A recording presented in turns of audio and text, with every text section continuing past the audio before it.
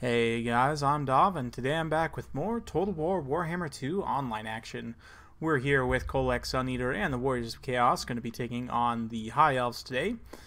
Let's go ahead and jump straight to the army composition. So, of course, Kholek, Sun Eater needs no introduction, awesome combat stats, heavy AP, anti-large, heavy armor, and so on.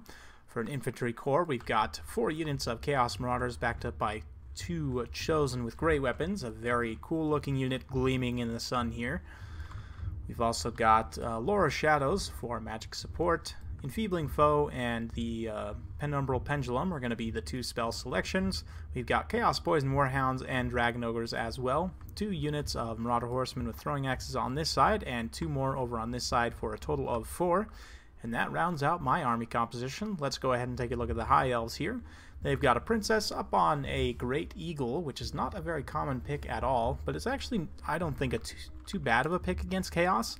Because bringing flying units is such a risk against the High Elves, most people aren't going to do so, just because of, Tempest and so on. So it's relatively safe to bring the Princess up on this Great Eagle. It's cheaper than a Dragon, and it also gives her the ability to skirmish from that high angle. So pretty decent. She doesn't do the most AP damage, but just poking away at Kholek continuously throughout the course of a battle, she can definitely do a lot of damage to him.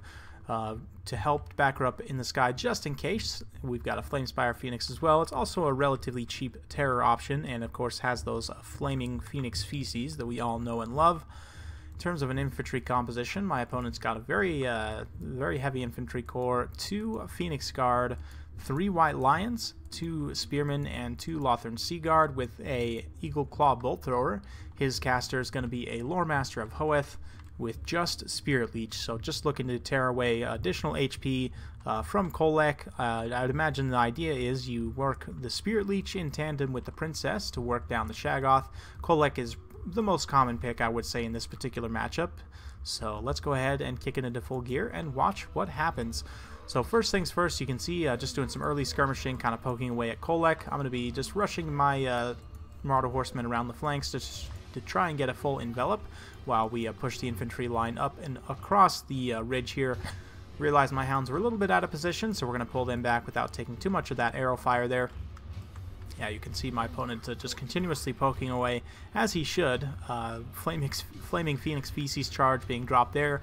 Honestly, my opponent could probably just fly down this whole line here and use up all of his charges right off the get-go. You can see we're just kind of repositioning here in the back line, trying to force an opening where we can get on this Eagle Claw Bolt Thrower. Meanwhile, using those armor-piercing axes to do a little bit of damage here in the pits. So yeah, my opponent doing very well, screening with those Lothern Sea Guard, kind of turning to fire wherever the Marauder Horsemen are inbound, which is exactly what it should be doing.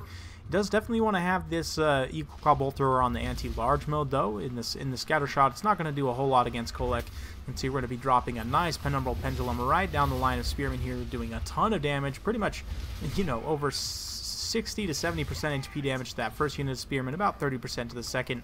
You can see my opponent's already starting to drop those consistent Spirit Leeches, and it's definitely what he wants to be doing, just poking away consistently with the Princess and the Spirit Leeches. If he's able to take down Kholek, then he could potentially carry this battle. The one issue he's going to face is he does not have a lot of great answers for dealing with these chosen with great weapons here. You can see a really nice Lord of the Storm there, just blasting those Phoenix Guard. And these chosen with great weapons, man, these guys are nasty. 48 melee attack, 46 melee defense, just insanely good combat stats, comparable to the Phoenix Guard themselves, even with the martial prowess there. You can see Kholek's kind of charging around the back line, just dropping terror wherever he can. We did manage to get into the chicken coop a little bit, so to speak, with the Marauder Horsemen. Shut down this Eagle Claw Bolt Thrower temporarily. And yeah, just continue to Spirit Leeches, though, on Kholek. You can see it's going to start to add up quite a bit. We're able to chase this Lothern Sea Guard out and isolate it with some Chaos Marauders. Very cost effective. Meanwhile, this unit of White Lions is just getting completely run over by Poison Hounds and these Dragon Ogres and so on. And you guys may have heard me say recently in some of the tournament replays that I'm not really a huge fan of White Lions, and this is one big reason why, is they just get run over by specialty armor-piercing units. Chosen with great weapons will run them over. Even Chaos Warriors, I don't know if they trade super cost effectively there. Once their martial prowess runs out, this is a unit in particular that, their melee attack drops their melee defense rather drops pretty low. They start to take a lot of damage. They just don't trade all that cost effectively, I find, in a lot of situations. We're just using the Marauder Horseman at this point to kind of chase down routing units as much as possible, and to keep this Flamespire Phoenix distracted. You can see it's way off away from the battle, which is exactly what I want. Chosen with great weapons are going to be able to push through on this pocket here and get onto these Phoenix Guard and these Phoenix Guard here. So in both situations, the Phoenix Guard are going to be fighting a desperate fight up against, in this case, overwhelming odds of, Dragon Ogres, Chosen with great weapons mixed in here as well. There's also the Poison Warhounds and everything. It's just a nasty, nasty fight for the High Elves. You can see Kholek also coming in here, dropping the hammer down. My opponent still poking away with that consistent Spirit Leech, though. You can see the balance of power starting to turn more and more in my favor, but if my opponent's able to kill Kholek, he might be able to bring this back. It's going to be pretty rough at this point. You can see most of his infantry is gone. It's pretty much just the Princess, this Lore Master of Hoeth, and a few Phoenix Guards still holding out. Pretty much everything is routed off, and I guess the Phoenix itself, too, is helping to chase off some of my Marauder Horsemen. Pretty decent, but at this late stage in the battle, it's going to be very, very tough to come back. You can see the Enfeebling Foe being dropped on these Phoenix Guard here as they're just pursued by all of these nasty, nasty Chaos units. And we're going to pin them in from the other side with these Chaos Marauders just to make sure that they can't get on Kholek. But you know what? Why don't we just bring Kholek straight to them, see if we can get a quick terror route, just do a ton of shock damage, and indeed those Phoenix Guard are terror routed. So at this point, it's only the Lore Master of Hoeth and the Princess remaining, and of course the Flamespire Phoenix as well.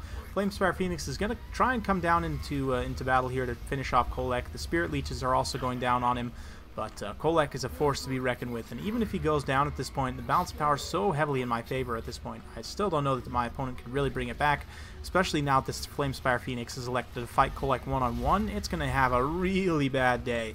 You can see it's already lost about half HP. Going to continue to just get absolutely dumpstered by Kholek.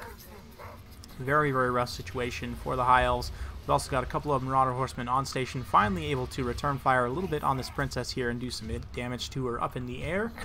And with these forces routing off here, it is pretty much going to be GG. The Lore Master of Hoeth is mixed in here, but yeah, you know, infantry lords recently got some buffs in terms of their mass. Like, especially I know Grimgore Ironhide and some of the Dwarf Lords in particular got some mass buffs recently where they don't get knocked around as much, but I don't think the Lore Master of Hoeth was included in that, and it's a big issue for him because, number one, he's a caster, so every time he gets knocked over like that, that interrupts his casting, and it also just means that he's going to get munched on super hard and just not really able to be super cost effective. You can see only 23 kills.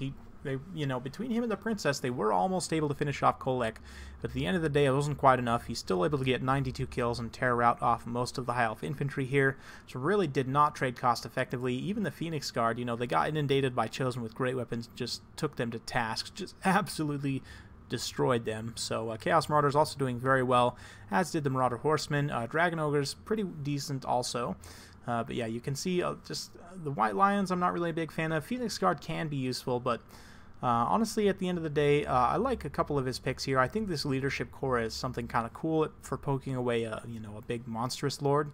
But I do think that a different infantry and cav composition would have helped out my opponent greatly here. So let's go ahead and take a look. And I'm going to be putting up a replay very soon of myself playing as the High Elves versus Chaos. But let's go ahead and just briefly talk about the matchup a little bit here. And we'll go through some different things. The build I brought is relatively balanced so that even if my opponent brings something like Dragon Princes, we still have some, anti-large power to deal with them. Dragon Princes are a very powerful unit in almost any matchup, and so I would honestly recommend going with quite a few of them. You can do a ton of shock damage. They'll lose to Chaos Knights with lances, but they're not a super common pick in this matchup, and you can cycle charge something like a Chosen with great weapon to death with these guys. You'll take damage, but something like this, maybe if you just want to go with some defensive type spearmen, you could still bring the Princess and bring her up on the Great Eagle. You could probably cut these two abilities, and honestly I would probably cut that one as well. Lore Master of Hoeth, I believe both of these were cut, and it's probably worth taking Earthblood as well.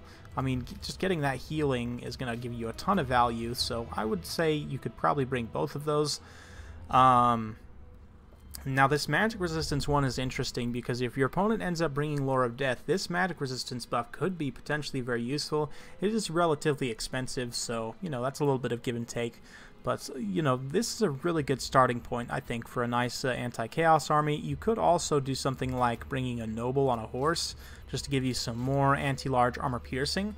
This guy is cheaper than a Phoenix Guard. He's mobile because he's on a horse. I mean, obviously he can't surround and inundate like a unit of Phoenix Guard can, but he's cheaper, he's more mobile, he's still got that anti-large armor piercing and can help respond to big threats like Kholek. So this leadership core, I think, gives you just that extra little bit of killing power with the noble. You've got the Dragon Princes as well. You know, you could even still bring the Eagle Claw Bolt Thrower just for that one kind of anti-large piece to force your opponent to come to you. And then at this point, you know, if you drop chevrons on here, you've got enough for, not quite enough for one more archer, so you may want to play with a few things here just to try and come up with a little bit more cost, but something like this, and then, you know, we could honestly just throw some chevrons around, maybe throw a few there, and throw some here. You know, something like this is honestly going to be pretty decent overall, I think. So let me know your guys' thoughts in the comments down below. What is your preferred High Elf versus Chaos build? We'll be taking a look at a replay where I use something similar to this, not exactly this army composition, but something similar to this in just a couple days. So we'll save that one for next time, and if you like this kind of content, like and subscribe. I keep it coming with more Total War Warhammer 2 content every single day. So if that's what you like, keep it right here, and like I said, we will see you next time.